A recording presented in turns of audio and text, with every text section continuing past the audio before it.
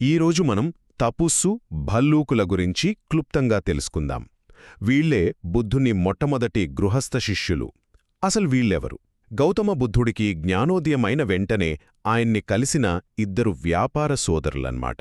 చూడండి, వీరి కథలో ఉన్న అసలు ప్రత్యేకత ఏంటంటే, బౌద్ధమతంలో ఇంకా సంఘం ఏర్పడకు ముందే వీళ్ళు ఆయన శిష్యులయ్యారు.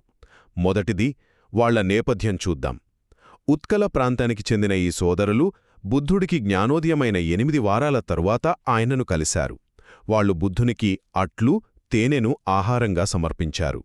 అలా వాళ్లు ఆయన మొట్టమొదటి ఉపాసకులు అయ్యారు, అంటే గృహస్థ శిష్యులు. ఇక రెండవ విషయం చాలా ఆసక్తికరమైనది. సాధారణంగా బౌద్ధులు త్రిశరణాలు తీసుకుంటారు కదా, అంటే బుద్ధుడు, ధర్మం, సంఘం.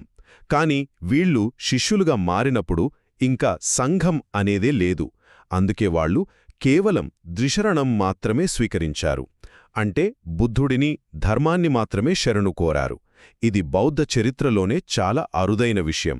ఇక చివరిగా వాళ్ల ఆధ్యాత్మిక ప్రయాణం ఎలా సాగిందంటే, కొన్నాళ్ల తరువాత రాజగృహంలో మళ్లీ బుద్ధుణ్ణి కలిశారు. అక్కడ తపుస్సు ధర్మాన్ని విని శ్రోతాపన్నుడయ్యాడు.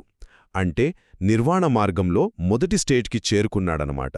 భల్లూకుడైతే ఇంకో అడుగు ముందుకేసి సంఘంలో చేరి భిక్షువుగా మారి చివరికి పూర్తి జ్ఞానోదయం పొంది అర్హంతుడయ్యాడు.